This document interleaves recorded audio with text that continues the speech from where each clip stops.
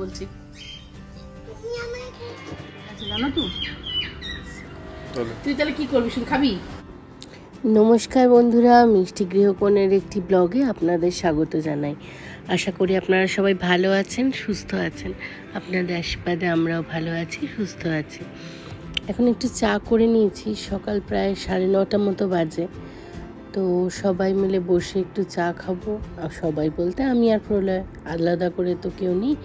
হ্যাঁ, গিনি আছে, গিনির ছাতুটা দিয়ে দিয়েছি। কালকের থেকে আজকে শরীরটা একটু বেটার আছে, কিন্তু পুরোটা এখনো ঠিক হয়নি। ওর বাবার শরীর আগের থেকে আরেকটু খারাপ হয়েছে, কিন্তু আমারটা একটু বেটার বলতে পারেন। আপনারা অনেকেই জিজ্ঞেস করেছেন, অনেকেই শুভ কামনা জানিয়েছেন শরীর যাতে আমার তাড়াতাড়ি ঠিক হয়ে যায়।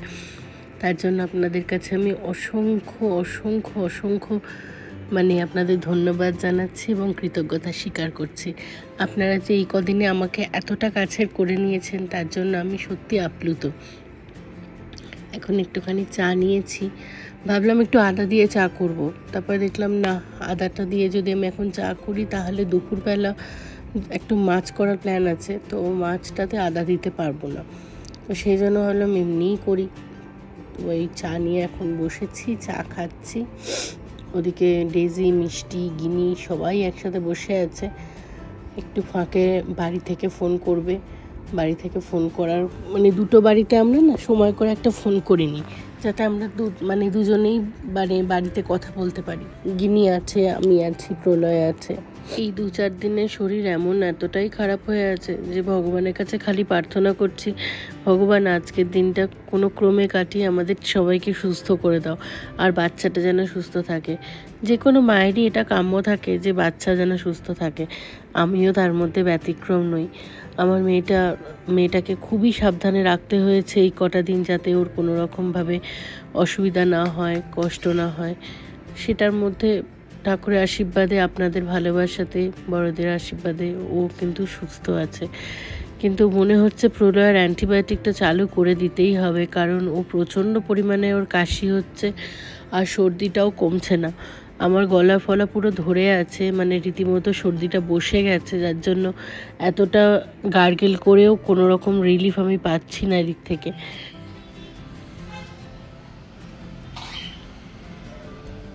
দেখো একটা টানে এই অবস্থা। তাও তুমি ডেইলি করো? না গো, আগের দিকে একদমই টাইম পাইনি। ও না, তো তুমি ডেইলি করো, সেটাই বলছিলাম।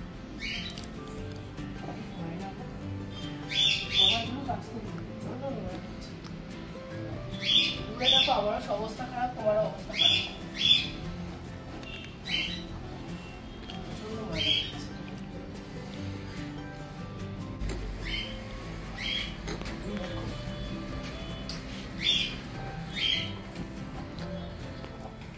প্রচণ্ড খারাপ ছিল।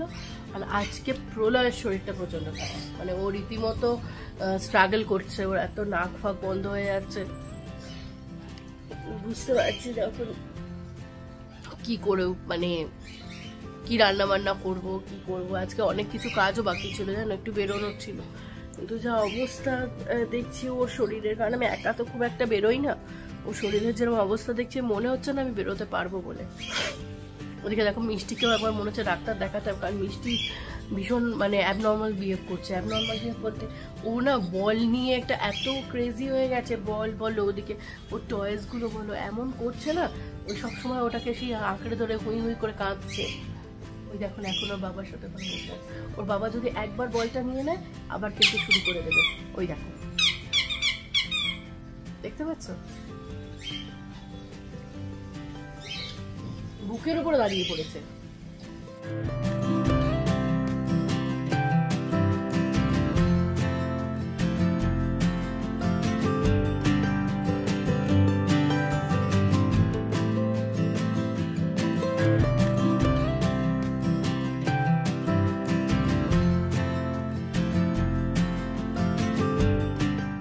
ওকে একবার ডাক্তার দেখাতেই হবে।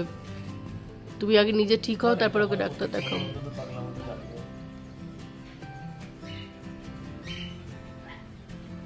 সাইবেরিয়ান হাস্কি না, সাইবেরিয়ান পাগলা।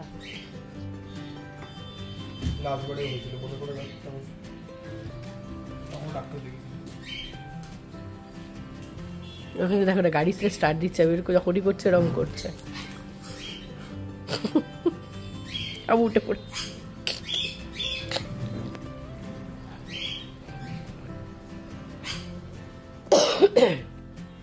ও এখানে আর একটা পুতুল হয়েছে গো। বাবা বাঁধন, এটা কি করেছিস মিষ্টি? এটা কি হয়েছে? আর কিচ্ছু কিনে দেবো না তোকে, কিচ্ছু কিনে দেবো না, সব কিছু ভেঙে ভুঙে নষ্ট করে। বলো মা চলে এসো। তারা এখানে ট্রিট আছে। ঠিক আছে ঠিক আছে ঠিক আছে, তাহলে এটা শুধুমাত্র আমরা খাবো, আর কাউকে দেবো না।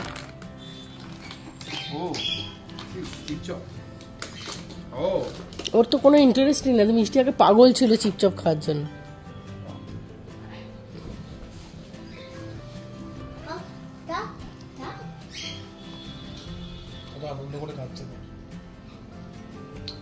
ফেলে দিল, দিও না, ছেড়ে দাও, অনেক দামি জিনিস, ছেড়ে দাও।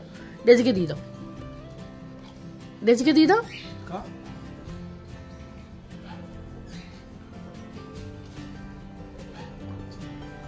ওর শরীরটা ভালো নেই, পুরো সত্যি শরীর ভালো নেই, ছেড়ে দাও।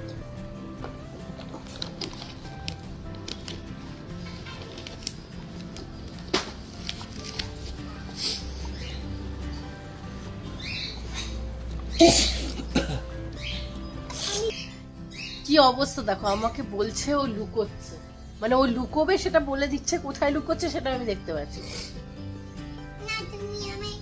না। আমি খুঁজবো না, আমি খুঁজবো না। চলে আয়, কালার করবো, অনেকদিন কালার করিস, অ্যাক্টিভিটি করবো। তাতে চলো, মেয়েটাকে নিয়ে একটুখানি অ্যাক্টিভিটি করাতে বলছো। চলো পরে কথা বলছি। দুপুরবেলা কি করব বলছিলাম না, ফ্রিজে দেখলাম 3টে মাছ রয়েছে, কিন্তু একদম জমে বরফ। সেই জন্য মাইক্রোওয়েভে দিয়ে ওটাকে গলিয়ে নিলাম, বরফটা কেটে গেল। এবারে মাছগুলোতে একটু নুন হলুদ মাখিয়ে নেবো, মাখিয়ে নিয়ে মাছগুলো আগে ভাজবো। মাছটা দিয়ে কিছু একটা করে নেবো, আর সামনের পদে একটা কিছু করব, তাহলেই হয়ে যাবে। নুন হলুদ তেল মাখিয়ে নিয়েছি। এদিকে মাছটাকে একটুখানি রেখে দিতে হবে, তার মধ্যে দাঁড়ানো উচ্ছে আর একটুখানি কুমড়ো সব কেটে নেবো। এটাকে একটু ভাজা টাইপের করে নেবো, সামনের পাতে ভালোই লাগবে। মাছটা না দিয়ে ভাবলাম আজকে একটুখানি দুধ কাতলা বানাবো। দুধ কাতলা আপনারা হয়তো বানিয়েছেন বাড়িতে, এটা খেতে কিন্তু দুর্দান্ত হয়। এইখানে পিস পিস করে একদম ছোট্ট ছোট্ট করে কেটে নিয়েছি দেখুন। এবার এইগুলোকে দিয়ে তেলের মধ্যে একটু ভেজে নেব, সামনের পাতে বেশ ভালোই লাগে। একটু পেঁয়াজও দেওয়ার ইচ্ছা আছে, দেখি।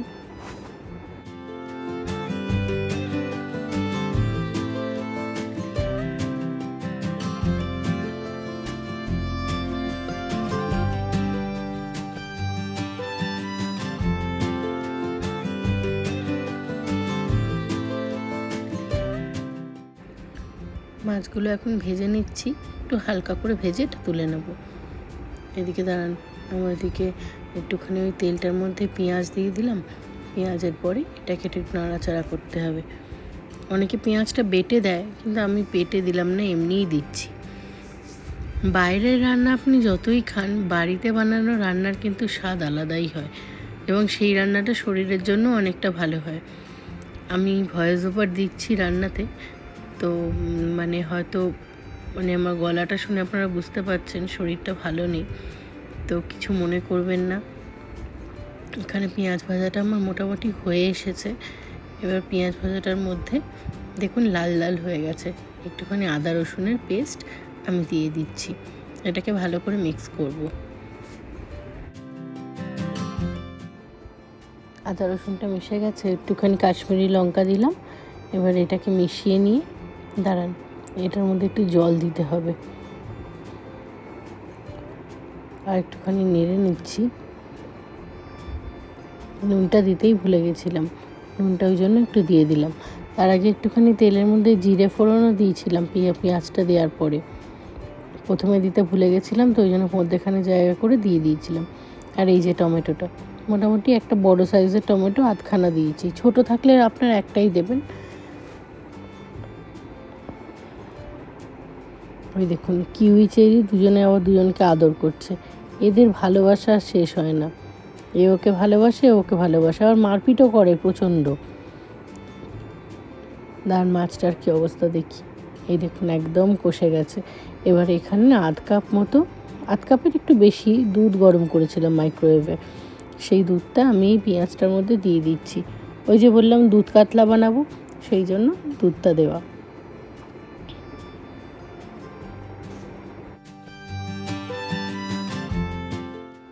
একটুখানি চিনি দিয়ে দিলাম, কারণ জানেন তো চিনি যদি একটু রান্নায় না পড়ে তাহলে সেই স্বাদটা ভালো আসে না। আর এখানে একটুখানি শাহি গরম মশলা মিক্স করছি ভালো করে। দেখুন তেলটা ছাড়তে আরম্ভ করে দিয়েছে। রান্নায় যতক্ষণ না তেল ছাড়বে রান্না কিন্তু সম্পূর্ণ হয় না। আর একটুখানি ওই দুধ ধোয়া জলটা দিলাম, একটু নুন দিলাম। এবারে ভাজা মাছগুলো আমি একটা একটা করে এর মধ্যে দিয়ে দিচ্ছি। 3 জন আছি, 3 পিস মাছ, ঝাল তো বেশি দিইনি, গোটা কাঁচা লঙ্কা 2খানা দিয়ে দিয়েছিলাম।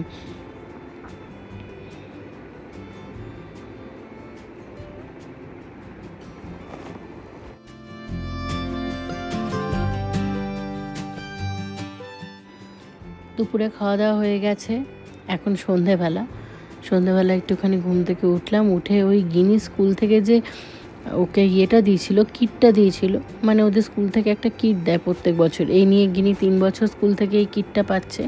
এর ভেতরে স্কুলে ব্যবহৃত সব কিছু, বই খাতা, বিভিন্ন রকম অ্যাপ্রন, তারপরে বই। আগে তো জামা কাপড়ে দিত, জানি না এখন ভেতরে জামা কাপড় দিয়েছে কিনা, কিন্তু জামা কাপড়টাও কিন্তু স্কুলের ওই ফিজের মধ্যে ইনক্লুডেড থাকে। সেটাই ওর বাবা এখন ওই কিটটা খুলে দেখছে, কারণ কিটটা খুলে ওটা দেখতে হবে জিনিসপত্রগুলো সব ঠিক আছে কিনা, এবং কোনো কিছু মিসিং থাকলে সেটা স্কুলে ওকে জানাতে হবে, তাহলে ওরা আবার সেটা পরে অ্যারেঞ্জ করে দিয়ে দেবে।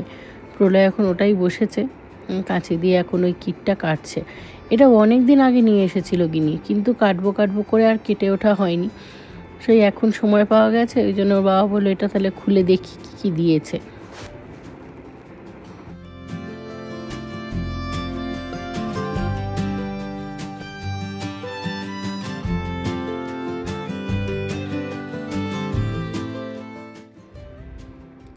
প্রথমেই দিয়েছে দেখুন স্কুলের ব্যাগ। ওদের এই স্কুলের ব্যাগটা স্কুল থেকেই দেয়, ফার্স্ট ক্রাই থেকে। তারপরে এখানে আছে, না করলে বোঝাও যাবে না, এটা একটা স্লেট। এখানে আছে বিভিন্ন বই খাতা। ওই দেখুন গিনি আমাকে আবার দেখাচ্ছে। এইসব রাইটিংয়ের বইগুলো না ওদের স্কুলেতেই জমা থাকে, কখনো কখনো যখন হোমওয়ার্ক আসে তখন বাড়িতে দেয়। এটা একটা ড্রয়িং বুক। আর কি আছে দাঁড়ান দেখি। এটা একটা নোটবুক, আর এখানে একটা কালার আছে। ওই বই খাতাগুলো না নাম লিখে দিতে হবে, কারণ অনেক বাচ্চা আছে তো, তাদের মধ্যে না হলে এগুলো হারিয়ে যাবে। এর মধ্যে অ্যাপ্রনটা দিয়েছে, কিন্তু এবারে দেখছি ও জামা কাপড়টা দেয়নি স্কুল থেকে, ওটা মনে হয় পরে দেবে। এই দেখুন আরও বুকস। এটা কালার কিট রয়েছে, ABC অ্যানিম্যাল ওয়ার্ডস।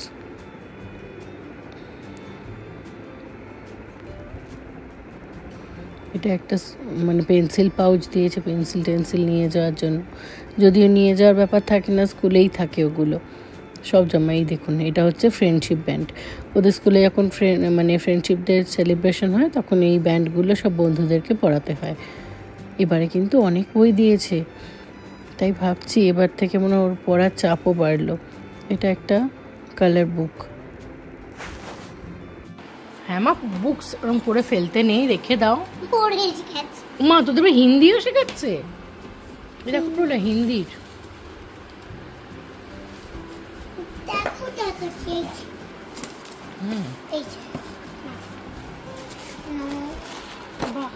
তুমি ছিঁড়ে যাবে কিন্তু নোটবুক। এবারে কিটটা একটু ডিফারেন্ট, বলো প্রলয়? কমপ্লিটলি ডিফারেন্ট, অনেক কিছু অ্যাক্টিভিটি টাইম। এই দেখো বুকস নিয়ে ও বসে পড়ে। গিনি দে মা, এগুলো স্কুলে দিতে হবে। আমি দেখাচ্ছি তোমায়। আচ্ছা ঠিক আছে, আমি বাহ, এইগুলো তো হ্যান্ড রাইটিং বানানোর জন্য। আরে এই নোটবুক আমি খুঁজেছি, পাইনি এখানে।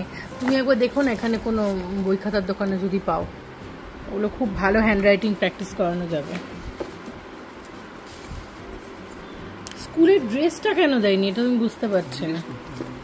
ওটা আছে ইন্টারভিউ। আচ্ছা আচ্ছা,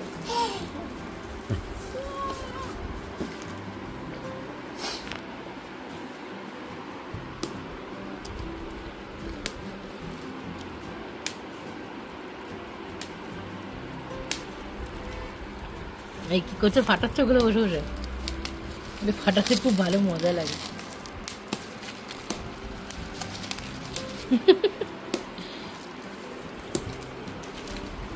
ঠিক আছে, সব এগুলো গুছিয়ে রেখে দাও শোনা মা, এগুলো সব গুছিয়ে রেখে দাও মা।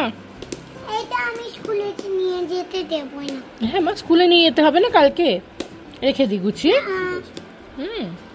চলো আমরা গুছিয়ে নিই এগুলো। না, চকলেট এটা পিজ্জা। আমরা এটা একসাথে বানাবো। হ্যাঁ, আমি কাঁচাই খাবো, কাঁচা পিজ্জা। তুই তো গরু, তুই তো গরু, তুই তো একটা কাউ, তাই তো? এবার রান্না করো না। ঠিক আছে, বানাবো তার একটু বাদে। মাঝে মাঝে পিৎজা খেতে ইচ্ছে করলে অর্ডার তো করি, কিন্তু সবসময় তো বেরোনো সম্ভব হয় না। তাই জন্য না এই ফ্রোজেন পিৎজাটা আনিয়ে নিই। এটা একদম প্লেন মার্গারিটা পিৎজা, মানে উপরে শুধু ওই মজরেলা চিজটা দেওয়া আছে, আর নিজের মতো না আমি না টপিংস অ্যাড করিনি, কারণ শুধু শুধু পিৎজাটা খেতে ভালোই লাগে না। তো এই দেখুন এই পিৎজাটা বার করছি, এর ভেতরে কিন্তু ওরা মিক্স আপ, তারপরে চিলি ফ্লেক্স সব কিছুই দিয়ে দেয়। এই যে পিৎজাটাকে এটা কাটতে হয়, কেটে আপনি মানে তাওয়াতেও বানাতে পারেন, মাইক্রোওয়েভেও বানাতে পারেন, এয়ার ফ্রায়ারেও বানাতে পারেন। আমার বাড়িতে যেহেতু এয়ার ফ্রায়ার আছে এবং এয়ার ফ্রায়ারটা আমি মানে কাজে অনেক ব্যবহার করি, সে তো আমি ভাবলাম আজকে এয়ার ফ্রায়ারেই বানাই, এবং গিনিকেও সঙ্গে নিয়ে নিয়েছি। ও তো এমনিও আসতো, পিৎজা যখন দেখেছে, বাচ্চাদের তো জানেন পিৎজা কতটা মানে ফেভারিট, ও চলে অলরেডি এসেছে। এবারে আমি এখন সেই পিৎজাটাই বানানোর চেষ্টা করছি। এই এয়ার ফ্রায়ারের মধ্যে পিৎজাটা দিয়ে দিয়েছি, এবার উপর থেকে যে টপিংসগুলো অ্যাড করব। টপিংসের মধ্যে আলাদা করে মানে নিয়েছি বলতে নিয়েছি পেঁয়াজ নিয়েছি, টমেটো নিয়েছি, একটুখানি দেখলাম ফ্রিজে সুইট কর্নও ছিল, ভাবলাম ওটাও সেদ্ধ করে দিয়ে দিলে ভালোই হবে, কারণ অনেক সময় তো দেখেছি পিৎজাতে সুইট কর্ন দেওয়া হয়, তো সেই জন্য ওগুলোই দিচ্ছে। এবার আমি যখন দিচ্ছি গিনির তো একটুখানি হবেই, আমিও দেবো। আমার সাথে একটু রাগও হয়ে গেছে, মুখটা দেখেছেন কিরকম হাঁড়ির মতো করে বসে আছে, কিন্তু ও যদি দিতে যায় সব পড়ে যাবে, সেই জন্য ওকে আর দিতে দিইনি, আমি নিজে নিজেই দিচ্ছি। বাড়িতে একটু পনিরও ছিল, পনিরটাও দিয়ে দিচ্ছি, কারণ এই একমাত্র এই পিৎজাটাই একটা সুযোগ যেটাতে গিনি কোনো রকম প্রশ্ন বা কান্নাকাটি ছাড়া পুরো ভেজিটেবলস বা পনিরগুলো সব খেয়ে নেবে, সেই জন্যই গুছিয়ে দেওয়া আর কি। আপনারা বাড়িতে পিৎজা বানালে কীভাবে বানান? একবার জানেন তো বাড়িতে আমি পিৎজা বানিয়েছিলাম, সেই বেসটা একদম ভালো হয়নি। দাঁড়ান এটাকে দিয়ে দিই, বেশিক্ষণ দিতে হবে না, প্যাকেটের গায়ে লেখা ছিল 5 মিনিট, তো ওই 200 ডিগ্রি সেলসিয়াসে 4-5 মিনিটের জন্য আমি এটা দিয়ে দেবো। কিরে কেমন হয়েছে? Yummy yummy. তাহলে পিৎজার দোকানটা খুলেই ফেলি, কি বলছিস? তোর পাপা কি বলছে? কি বলছো গো? পয়সা দিয়ে খুলে পয়সা দিয়ে কি ফ্র্যাঞ্চাইজি নেবো নাকি? Guinness pizza centre.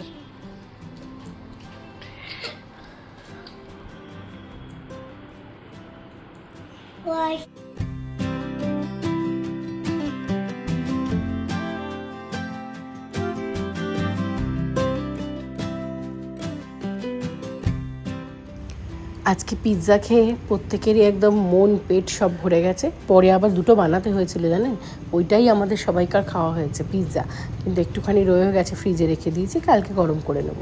মেয়েটা এখন শুতে চলে গেছে, এখন আমরাও শুতে যাওয়ার বন্দোবস্ত করছি। আর আজকে ব্লগটা তাহলে এখানেই শেষ করছি। আপনারা সবাই ভালো থাকবেন, সুস্থ থাকবেন, সাবধানে থাকবেন। দেখা হচ্ছে পরের আর একটা ব্লগে। আর হ্যাঁ, যদি ভালো লাগে তাহলে একটা লাইক করে পাশে থাকবেন। টাটা।